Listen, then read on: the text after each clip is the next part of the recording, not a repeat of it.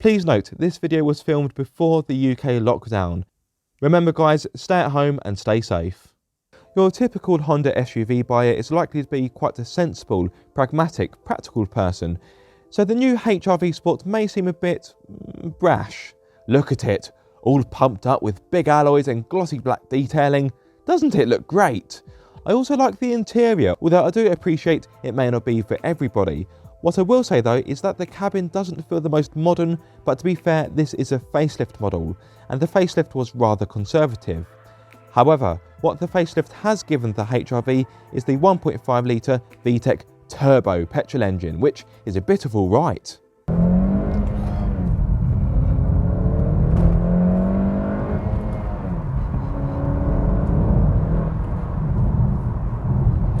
So, let me tell you a little bit more about this engine. It offers 182 horsepower along with 240 newton meters of torque. If you prefer that in pound-feet, that is 177. This power can only be mated to the front wheels, but there is a choice of two gearboxes. You can either have a 6-speed manual, or if you really must have an automatic, you can have a CVT. If you want my advice, go for the manual. If you do go for the CVT, you do actually get a little less torque. I believe it's 220 newton meters, so yes, a little bit less. Now, I would thoroughly recommend. Why did I go really positive? I thoroughly recommend the 6-speed manual gearbox. It's absolutely fantastic. I don't know why my voice changed then. I digress. This 6-speed, you know what? It would put some hot hatches to shame because the change is slick, mechanical, precise. It just feels fantastic, and it, to be honest, it's not the kind of gearbox, the kind of type of gear change I would expect in a car like this. Yes, I know it's called a sport, but quite often with some sporty SUVs, the sport is more about the styling as opposed to the driving dynamics. Speaking of driving dynamics, let me give you the performance stats. Work that lovely 6-speed gearbox quickly enough and you'll hit 62 miles per hour in a respectable 7.8 seconds and continue to a top speed of 134. If you go for the CVT, you will lose 20 newton meters of torque. It's not quite as sprightly as it will take 8.6 seconds to hit 62 miles per hour, and the top speed is 124. The Sport, as standard, has got performance dampers which are bespoke for this model, meaning you get better cornering, and it is pretty capable when the going gets twisty. Yes, okay, there is still a bit of body roll, but this is an SUV. You have to expect such characteristics. Having said that though, this is genuinely good fun in the corners. There's a good amount of grip. The steering weight is pretty good. Feedback isn't amazing, but it feels agile and light on its feet through the corners. It feels assured.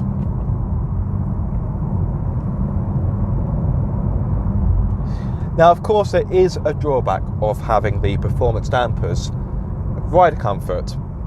Now, to be honest, the ride isn't actually too bad.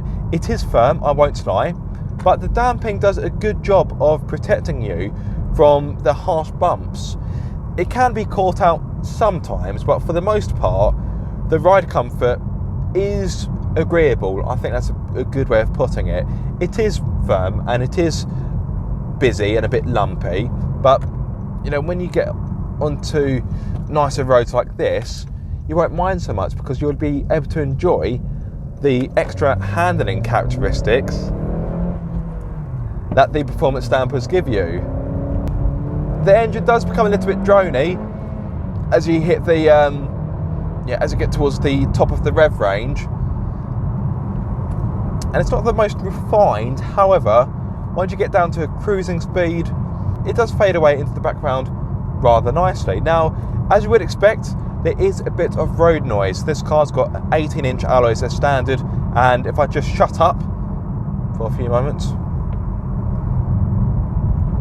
so doing about 50 miles per hour now, yeah, the road noise is most definitely audible. So if you're looking for a small SUV that is refined, this probably won't be the car for you. Although, to be fair, this is a sports model, so it's unlikely that something with the word sport in it is going to offer a high level of refinement anyway, not unless it's something like a Bentley, but you have to expect this car is going to be noisier.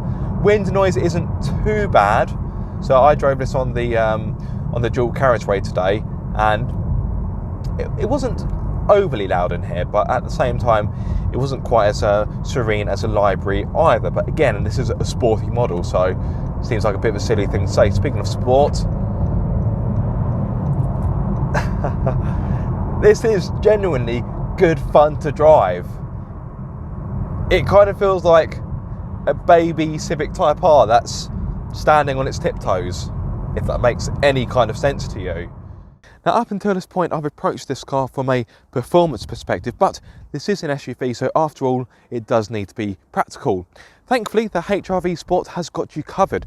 Open up the tailgate, and you are greeted by 448 litres worth of space, which is more than the nation's favourite SUV, the Nissan Qashqai. So the boot is pretty generous. However, if you want even more space, you can of course fold down the 60/40 rear seats to liberate 1,473 litres. Better still, this car as standard has got the magic rear seat system, so the rear seats fold completely flat, which is going to be really handy for those times when you want to load bigger, bulkier items such as a chest of drawers or that kind of thing.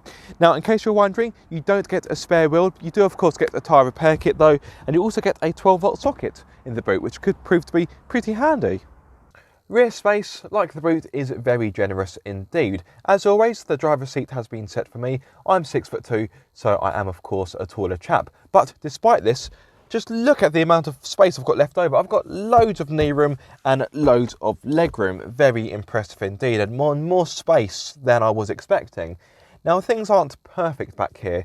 Because this car's got a coupe kind of body shape, it does mean headroom back here is a little bit limited. I do have a little bit left over, don't get me wrong. I wouldn't say I feel cramped back here, although some may because of this dark roof lining. But what I will say, I think you'd struggle to get 3 adults in the back. 3 children, or perhaps 2 adults and a child, should be fine, but 3 adults, no, I think that would be a little bit too snug. Let's move things onto the practicality. The door bins aren't massive, but you can fit a bottle in them, like so. There's also a cup holder in the middle, as well as a 12-volt socket, so those in the rear can charge their smartphone or their tablet on the move. Very handy indeed. There is an armrest in the middle, but it doesn't have any cup holders, but you can still use it for extra comfort for those longer journeys, and that's pretty much it. Well, you do have mat pockets, of course, and hooks if you need to hang something up. There's also a hook here, actually. I've just noticed that one. But yes, overall, the rear of the HR-V Sport is impressive. As you would expect from a Honda, the front is a practical place to be. The door bins aren't massive though, so I can fit in this bottle just fine, and there's a little bit of space left over, so I've got my hand sanitizer in here. You can't be too careful, stay safe people. But for a larger bottle, a 1.5 litre bottle, it won't fit. Believe me, I've tried, and yeah, it was a bit of a fight, and I lost. Anyway, let's move things on before I digress. You have a cup holder in the middle, which can be activated by hitting this button. It's like something out of James Bond, albeit a very low budget James Bond, but never mind. There's also additional storage in here. You've got a centre armrest, which can adjust like so. You can slide forwards or backwards to meet your comfort needs. Lift it up, and there's a bit of storage in there. Not loads, but some. There's also a crevice down here. Crevice, good word. Where you can pop your smartphone. There's also 4 ports back here. You've got 2 USB ports, a HDMI port, which I must confess I've never needed or used in a car, but some Japanese cars have it. Don't ask me why. And there's also a 12-volt socket as well. And so sunglasses holder, which for a day like today is a little bit disappointing, but there's worse things in life. And of course you do get a glove box, which offers a decent amount of space. In regard to getting a comfortable driving position, that is pretty easy. As you would expect from a car of this price, the steering wheel adjusts for rake and reach like so. Although I must admit that does sound, it sounds and feels quite cheap, but anyway. You do of course get, that's a bit of an effort, you do of course get adjustment for the driver's seat, but sadly it is manual and not electric. However, having said that, I've found it very easy to get a comfortable driving setup, so I've got no complaints there. The Sport is the range-topping version of the HR-V, and one could argue it's not the best value on the market. It starts from £28,420, and as standard you get features including 18-inch alloys, sport styling, rear privacy glass, double exhaust, LED lights both front and rear, 7-inch touchscreen with DAB radio, Bluetooth navigation but no smartphone connectivity, common Honda, sorted out. You also get half leather upholstery, heated front seats, dual zone climate control, reversing camera and front and rear parking sensors, to name a few. Now let's speak about the inside. I actually quite like the inside, and there is a part of me that thinks, Aaron, are you really saying that? I think the interior is going to be divisive, to say the least. This burgundy kind of plum leather won't be for everybody's tastes, but I do quite like it. I won't lie, certain parts of the interior do feel rather dated. These stalks, the switch gear, it all feels a bit last decade. The touchscreen, you know what, no, for the sake of Honda, I'm not going to get started on the touchscreen, and regular viewers will know what I think of Honda's touchscreens. Put shortly, they're complete and utter. I simply can't believe that this doesn't have smartphone connectivity. What world are we living in when a top of the range SUV doesn't have Android Auto or Apple CarPlay? I'm gobsmacked. I am flabbergasted. That's the correct word for this situation. Flabbergasted.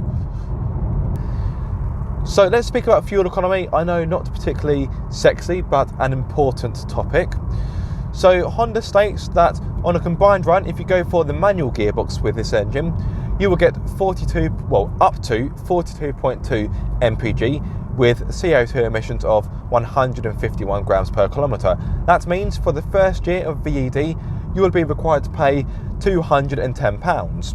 If you go for the CVT, fuel economy does drop down a little bit, so on a combined run, the MPG is around 39, and in regard to CO2 emissions, that rises to 163 grams per kilometre. However, for the first year of VED, you'll still be required to pay £210. So from a short-term financial perspective, it's no different, but obviously long-term, the manual will be the more fuel efficient to have. Now, if you want something more efficient, then take a look at the 1.6 litre diesel, because on a combined run, Honda states that can offer up to 56.5 mpg, along with CO2 emissions that are significantly lower of 105 grams per kilometre. That means for the first year of VED, you will be required to pay £170. Now it's worth noting, if you do want the 1.6 litre diesel, you can't have it for this model, because obviously this is the sporty one. Therefore, you get the 1.5 litre VTEC turbo. Let's touch upon more of the other boring but important aspects, such as visibility. Visibility is absolutely fine, well, in my experience anyway.